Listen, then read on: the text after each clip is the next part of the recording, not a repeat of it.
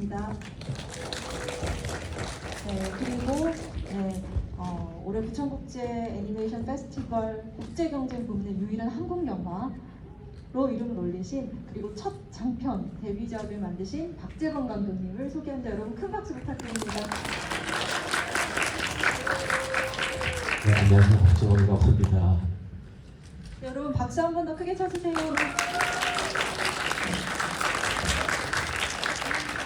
네, 박재범 감독님 이번에 부산에서도 또 직접 관객분들하고 만나신 줄 아는데, 부천은 또 애니메이션 영화제라서 그 느낌이 또 조금 남다르지 않을까 싶기도 한데요. 오늘 이제 첫 QA, 처음이자 마지막 QA 하시게 된 소감이 좀 어떠세요? 네, 우선은 제가 부천에서 이제 상영을 하게 됐는데, 그 매 상영이 사실은 되게 소중하거든요. 그리고 오늘 또 일요일이고 이렇게 늦은 시간에 다 많은 분들이 와주실지 사실은 잘 몰랐어요. 그래서 들어오기 전에 약간 떨림이 있었는데, 네, 이렇게 또 인사드리고 만나 뵐 수 있어서 너무 반갑습니다. 아, 네. 그래서 박재범 감독님이 오늘 객석에서 질문 주시는 분들을 위해서 선물을 좀 준비를 하셨대요. 혹시 감독님 살짝 보여주실 수 있나요? 네. 엄마의 땅에 배우들, 목소리 출연한 배우들 그리고 스태프들의 사인이 포함되지 않았군요. 네. 포스터, 직접 감독님이 뽑으신 포스터 최대한 5분 정도 드릴 수 있을 것 같습니다. 그래서 오늘 후반부는 여러분들 질문으로 채워보려고 하니까요. 미리 많이 생각해 두셨다가 질문 많이 주시면 좋을 것 같습니다. 일단 허도는 좀 제가 시작을 해보려고 하는데요. 첫 장편 애니메이션인 만큼 어떤 주제로 이야기를 풀어갈지, 어떤 주제로 관객들에게 말을 걸지 많은 고민을 하셨을 것 같은데, 굉장히 독특한, 그러니까 한국 감독이 택한 시베리아의 이야기, 완전한 판타지도 아니고 어떤 이국에 대한 자료 조사와 연구가 필요한 이 주제를 택하셨어요. 구체적으로 좀 어떤 계기점이 있었을까요? 저는 그 장편을 예전부터 되게 하고 싶다, 그러니까 어떤 그런 꿈이 있긴 했었어요. 어릴 때 애니메이션을 봤을 때부터 장편에 대한 되게 큰 꿈이 있었는데, 그러다가 이제 기회가 한번 왔어요. 한국영화 아카데미에서 장편을 만들 수 있는 기회가 왔을 때, 그때 이제 가장 크게 제가 갖고 있던 어떤 감정이나 혹은 뭔가 강한 어떤 기억들, 이런 부분들이 이제 작용이 됐는데, 그 중에 하나가 예전에 봤던 그 최후의 툰드라라는 그 이런 시베리아를 배경으로 한 다큐멘터리였었어요. 네, SBS 다큐멘터리죠. 네, 맞습니다. 네, 그 다큐멘터리가 되게 옛날 기억이 남았었고, 플러스 이제 제가 어릴 때 한 7살 때 저희 어머니가 잠깐 되게 아프셨던 적이 있어요. 아버지는 출장을 그냥 1년 정도 멀리 가시고, 그때 이제 느꼈던, 늘 옆에 있을 것 같던 그런 어머니가 영원하지 않을 수도 있겠다라는 되게 막연한 두려움이 있었거든요. 그때 그런 기억들이 그 이야기를 뭔가 만들어야 될 그 순간에 이제 같이 결합이 되면서 그때부터 이제 영화가 시작된 것 같아요. 이 오늘 영화를 보신 그런 관객분들은 어린 그리샤가 아픈 어머니를 두고 어떤 여정을 떠났는지, 어떤 선택과 행동을 했는지 이제 다 아시는데, 그럼 실제로 그때 과거의 어린 박재범 감독님은 그때 어떻게 대처하셨어요? 그때 기억이 되게 선명한데, 제가 되게 장난감을 되게 좋아해서 막 떼를 쓰던 아이였어요. 근데 어머니가 이제 아프셔서 그냥 장난감을 직접 사러 가지 못하고 돈을 주고 네가 원하는 거 사와라 이렇게 했는데, 그때 이렇게 장난감을 사오면서 막 비를 막 맞으면서 왔었는데, 너무 영화적이네요. 네, 돌아왔는데 그 장난감을 딱 열었을 때 하나도 기쁘지가 않은 거예요. 그리고 그 장난감에 막 꼴도 보기 싫고 그랬던 적이 있었는데, 약간 그런 기억들이 같이 그리샤라는 인물에 조금 투영이 되지 않았을까. 약간 비에 젖은 인형의 이미지가 되게 선명하게 각인이 돼 있는 거군요. 알겠습니다. 그 최후의 툰드라 얘기를 해주셨는데, 감독님이 여러 가지 자료 조사도 꼼꼼히 하시면서 시베리아에도 직접 다녀오신 걸로 알고 있는데 맞나요? 가지는 못했고요. 가려고 가고 싶어서 네. 안 그래도 이 최후의 툰드라가 이제 다음 프로젝트가 있었어요. 다 큰 아이들을 이제 취재하러 가는 그 프로젝트가 있어서 SBS 그 최경수 CP님을 만나러 갔어요. 가고 싶다, 좀 가봐야지 알 것 같다 해서 되게 흔쾌히 그럼 같이 가자라고 해주셨는데 하필 그때 그 코로나가 되게 심해졌던 때여서 프로젝트가 다 연기가 되기도 하고 저희는 이제 그거대로 작업을 진행을 해야 돼서 아쉬운 대로 제가 그동안 막 공부를 해갔던 어떤 설화나 아니면은 다큐멘터리를 보고 어떤 느꼈던 거 궁금했던 것들이 이제 메일로도 여쭤보고 직접 만나서도 계속 이렇게 그 Q&A를 하는 시간을 되게 가졌었죠. 되게 그 CP님을 많이 괴롭혔는데 아, 그게 되게 큰 도움이 됐어요. 근데 CP님이 이 작품을 보시고 굉장히 좋아하시겠어요. 네. 네, 안 그래도 한번 연락을 드려야겠다 네. 지금 생각하고 있어요. 알겠습니다. 사실 이 엄마의 땅이라는 애니메이션 주제적으로도 할 얘기가 너무 많고 또 박재건 감독님의 오랜 그 경력을 아시는 분들께는 스톱모션 애니메이션의 이 제작 방식과 이 재료와 제작 과정 자체에 대해서도 굉장히 많은 분들이 궁금해하실 만한 점들이 많지 않을까 싶은데요. 저는 항상 스톱모션 애니메이션 만드는 분들을 굉장히 존경하게 되는 것이 정말로 어느 정도의 수동예를 택하느냐에 따라 물론 좀 달라지겠지만 제가 알기로 박재건 감독님은 정말 거의 어떤 디지털적인 장치를 활용하지 않고 하나하나 다 만들어 나가고 이 재료의 질감 같은 것들을 굉장히 중시하는 분으로 알고 계셔서 전반적으로 이번 프로젝트에 걸린 작업 기간과 어떤 재료와 방식을 택하셨는지 좀 한번 개괄해 주시면 너무 좋을 것 같아요. 네, 되게 중요한 부분을 많이 짚어주셨는데 그 우선은 시베리아라는 되게 낯선 저도 가보지 못한 그런 장소이고 그런 배경을 이야기하게 됐을 때 이건 어쩔 수 없이 판타지다. 그런데 대신에 그거를 되게 조악하게 만들지는 말자라는 생각이 있었고 그 스톱모션이라는 게 저는 되게 이제 친숙하기도 하고 자신이 있기도 하지만 그 자체로 이제 되게 새롭게 보여줄 수 있는 부분들이 있는 어떤 매체라고 생각을 했어요. 그래서 딱 이야기랑 맞을 것 같다는 확신이 있었고요. 그래서 대신에 이게 3D로 만들었을 때는 그 매력도가 굉장히 떨어질 것 같다라는 생각이 있어서 저희가 거기 나오는 눈이나 바람이나 혹은 물 이런 부분들 자연물을 진짜 최대한 촬영을 해서 가져가자. 그래서 거기 나오는 어떻게 보면 오로라가 되게 중요한 이야기에서 메타포로 사용이 되는데요. 그 오로라도 저희가 부산에 있는 그 부산 진시장에 가서 이제 천들을 다 떼어가지고 바람에 이렇게 날리면서 그걸 고속 카메라로 찍었어요. 그래갖고 그게 어떻게 하면 오로라처럼 보일지 그런 부분들을 이제 그 VFX 아티스트 분들이랑 계속 얘기를 하면서 테스트를 해서 그렇게 탄생을 하게 됐고요. 스톱모션 애니메이션이 갖고 있는 매력은 되게 많아요. 하지만 오래 걸리죠. 그래서 저희가 제작 기간이 이제 3년 3개월이 걸렸어요. 3년 3개월이 걸렸는데 보통 장편 애니메이션 만들 때 기간보다는 사실 짧은 편이거든요. 되게 소수의 인원이죠. 어떻게 보면 막 디즈니나 픽사는 몇백 명이 만드시잖아요. 저희는 이제 한 20분 이상, 네. 혹은 짧게는 이제 딱 10분이서 계속 집중적으로 만든 작업인데 이렇게 되게 어떻게 보면 독립 애니메이션이고 작은 애니메이션이에요. 근데도 그 안에서 관객분들과 호흡할 수 있고 이걸 봤을 때 그냥 뭔가 느껴질 수 있으면 좋겠다. 그게 어떤 메시지가 아니라 이게 어떤 이야기로서 전달이 될 수 있으면 좋겠다라는 그냥 그런 바람으로 만들었던 것 같습니다. 감독님 말씀처럼 이 애니메이션은 어떻게 자연을 애니메이션적인 감각으로 그 질감으로 재창조했느냐에 있어서 굉장히 감탄스러운 부분이 많은 것 같아요. 근데 이제 부산에서 직접 천대에서 오로라 만들어주신 이야기를 들으니까 좀 궁금해지는 게 혹시 시행착오가 좀 있었을까요? 예상만큼 구현이 잘 안 돼서 애먹었던 부분이랄지 원했던 만큼의 구현이 안 됐던 요소가 있었는지.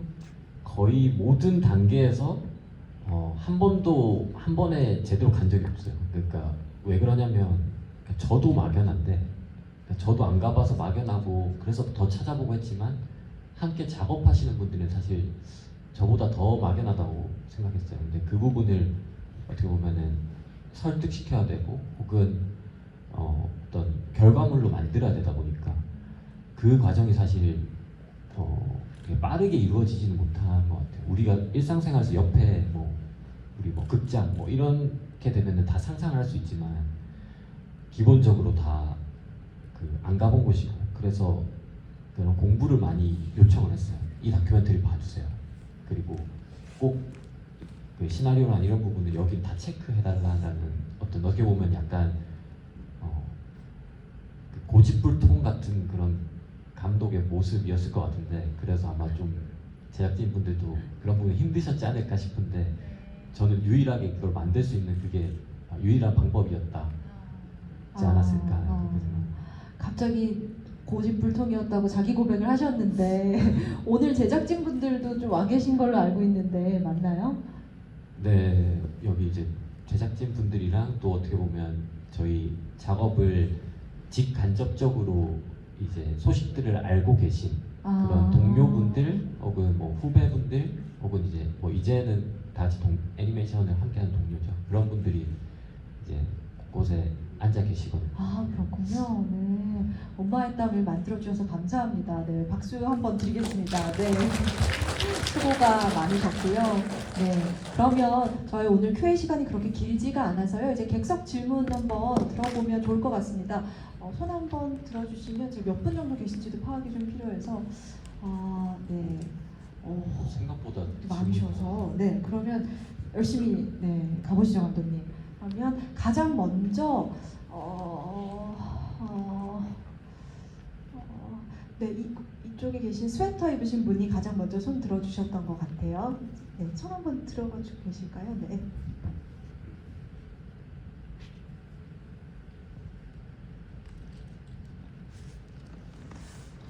마이크가 작동이 안 되나요?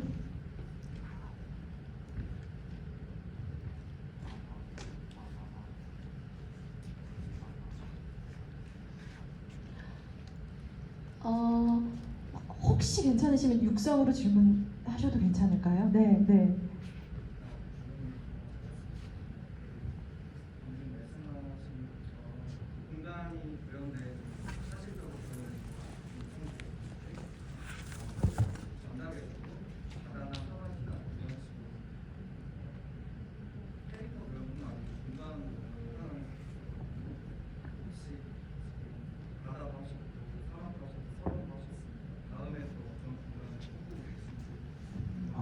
네, 그 감독님께서 빅피쉬에서 바다를 그리셨고 스네일맨에서 사막을, 이번 영화에서 이제 설원을 각각의 그 굉장히 자연적인 무대를 중심 삼은 작업을 해오신 점을 말씀을 주셨어요. 그래서 혹시 다음 프로젝트는 어디로 나아가실 생각이십니까? 다음은 아마 한국을 배경으로 주로 산을 배경으로 한 작업을 지금 진행하고 있습니다. 구상하고 있습니다. 감독님 뭔가 이렇게 자연물을 하나씩 이렇게 그렇게 뭐랄까요, 퀘스트 깨기처럼 포부가 있으신 것 같아요. 그런 어떤 목적은 없었는데요. 네. 그게 한 공간을 오래 하면 진짜 거길 갔다 온 느낌이에요. 그러니까 거의 뭐라 해야 되나, 좀 다른 곳을 좀 가고 싶은 마음이 확실히 생기는 거거든요. 그렇군요. 알겠습니다. 저 이제 마이크가 작동이 되는 것 같습니다. 네, 육성으로 가장 먼저 해주셔서 감사드리고요. 네, 이번에는 가장 앞에 계신 분께 마이크 드리겠습니다. 네, 부산에서 두 번째 보니까 더 감동적으로 다가오는데요. 김성희 기자님께서 미리 좀 얘기를 해주시긴 하셨는데, 이제 아까 오로라 얘기도 해주셨는데 작품으로 구현하시면서 오로라 장면 이외에 가장 난관에 부딪히셔서 계획에서 수정을 하셨다든지 아니면 가장 힘드셨던 작업이나 장면이 궁금하고요. 국내 그 스톱 애니메이션 교재나 자료 같은 게 워낙 부족한 걸로 알고 있는데, 작업을 하다가 그런 난관에 부딪히시면 주로 어떻게 해결하시는지. 어떤 디테일적인 부분에 있어서 이게 정말 어려웠다 하는 게 있었을까요? 네. 제일 기억에 남는 어려운 부분은 동굴 부분이 어려웠어요. 동굴이 사실 세트가 엄청 크기도 하고, 이거는 어떤 세트를 디자인하는 것도 되게 어렵거든요. 왜냐면 실제로 그게 버티고 있어야 되기도 하고, 그 공간이 만든 것보다 훨씬 더 커 보여야 되고, 그래서 그런 카메라나 그런 화면에서 어떻게 보여야 되는지도 굉장히 어려웠고, 그런 실제로 만드는 것도 어려웠고, 그리고 무너지잖아요. 그걸 한 번에 진짜 무너뜨리면서 찍었거든요. 그러니까 이걸 진짜 무너뜨리면 이제 돌아갈 수 없는 거죠. 그래갖고 그런 부분도 어떻게 보면 되게 좀 챌린징했던, 좀 다이나믹했던. 그래갖고 원래는 더 많은 이야기들이 그 동굴에서 있어요. 근데 여러 뭐 예산이나 시간들로 인해서 그게 시나리오에서 많이 덜어졌는데, 그런 부분이 있고, 또뭐 교재 말씀해 주셨는데, 네. 사실 저도 주로 책에서 막 그런 거를 얻고자 하는데, 스톱모션은 어쩔 수 없이 그 해외에서 작업을 하신 분들의 그런 비하인드 있잖아요. 아, 네. 네, 그 BTS, 프로덕션 네. 노트라든지 또, 그렇죠. 네. 그런 부분들을 프레임 단위로 이렇게 끊어서 보면서 이제 조금씩 배우고 해보면서 이렇게 알아가는 것 같아요. 혹시 이제 같은 작업자들끼리의 비기만큼 또 동시대적인 지혜가 없잖아요. 네, 그런 부분을 얘기해 주신 것 같고요. 이번에는 맨 뒤로 가보겠습니다. 아까 지금 손 들어주고 계신 분께 마이크 전달 부탁드리겠습니다. 네, 저희 다 들어보겠습니다. 네, 시간 가능할 것 같습니다. 안녕하세요, 감독님. 재밌게 잘 봤습니다. 저는 스톱모션 애니메이션의 장점도 있지만 되게 그러니까 난점도 많다고 생각하는데요. 이번 작품에서도 되게 신기했던 게, 원래 스톱모션 애니메이션은 조명을 무대 밖에서 쏘는 걸로 알고 있는데, 이번 작품은 약간 캠프 같은 게 있어가지고 광원이 이제 무대 안에 있는 경우가 종종 있더라고요. 그래서 이런 걸 어떻게 자연스럽게 처리하셨나 되게 신기해가지고 여쭙고자 했습니다. 네, 또 그 촬영적인 부분을 많이 물어봐 주셨는데, 그 고민을 되게 많이 했어요.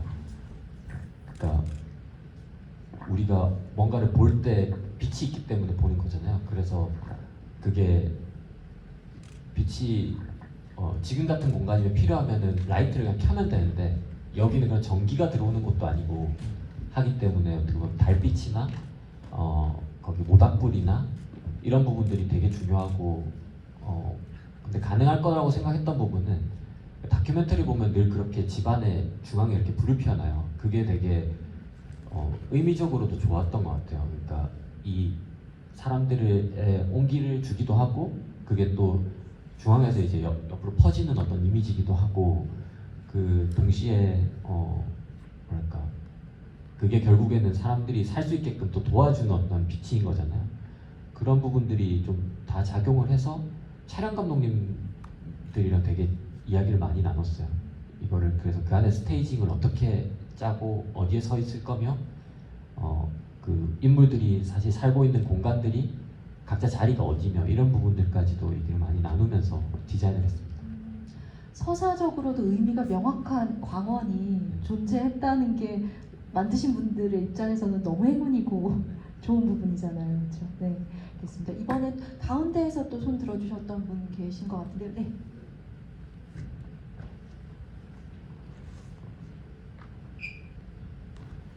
네, 감독님 너무 영화 잘 봤습니다. 근데 저는 이게 아무래도 이번 국제 경쟁 부문에서 유일하게 한국 감독님이셔서 그런지 모르겠는데, 저는 이거 보는 내내 단군 신화가 약간 생각이 났던 것 같아요. 아무래도 우리 민족의 시조모가 이제 웅녀라고 되어 있고, 또 그 환웅 집단도 원래 그 시베리아에서 건너온 샤머니즘을 믿는 부족이었다고 알고 있거든요. 고대 부족. 그래가지고 약간 단군 신화라든가 아니면은 뭐 시베리아 저쪽 신화라도 뭐 약간 신화나 설화 같은 거에서 어떤 거를 사용하신 점이 있는지 혹시 여쭤보고 싶습니다.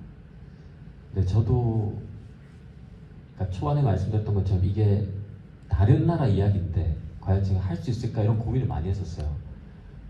그러니까 외국 사람이 우리나라 배경을 이렇게 얘기할 때 우리가 되게 낯섦을 느끼잖아요. 그런 거랑 비슷한 부분을 고민했는데, 그래서 책을 되게 많이 봤고, 특히 설화를 많이 찾아봤어요. 그 중에 하나가 이제 곰 신화가 있었고, 곰에 대한 거, 그리고 사냥꾼, 그리고 월귤나무에 대한 이런 설화들이 되게 제 눈에 들어왔었고, 재밌었던 거는 말씀하셨던 것처럼 단군 신화를 말씀하셨잖아요. 그래갖고 결국에는 곰이 이제 인간이 되는 건데, 시베리아 사람들도 곰을 살기 위해서 잡아요. 근데 곰의 가죽을 벗기면 되게 인간 모습이랑 똑같다.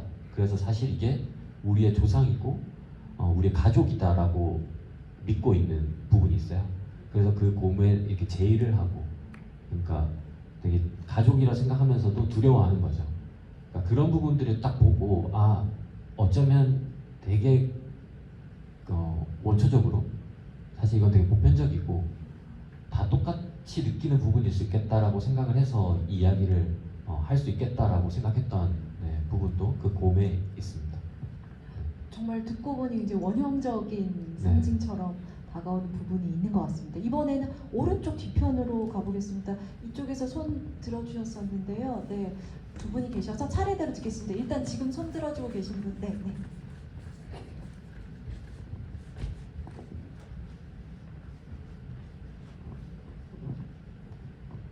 그 작 중에 그리샤라고 여자 주인공이 계속 악몽을 꾸잖아요. 그 늑대들의 쫓기는 아기 사슴, 순록으로 꿈을 꾸는데 나중에 가서 뒷부분에 그리샤가 결국에 엄청나게 이제 성장한 이제 사슴을 마주보면서 이렇게 그 사슴이 사라지는 그런 듯한 연출을 봤는데 혹시 그거는 어렸던 그리샤가 성장했다는 걸 연출하신 건지 아니면 또 다른 뜻이 있는지 궁금합니다.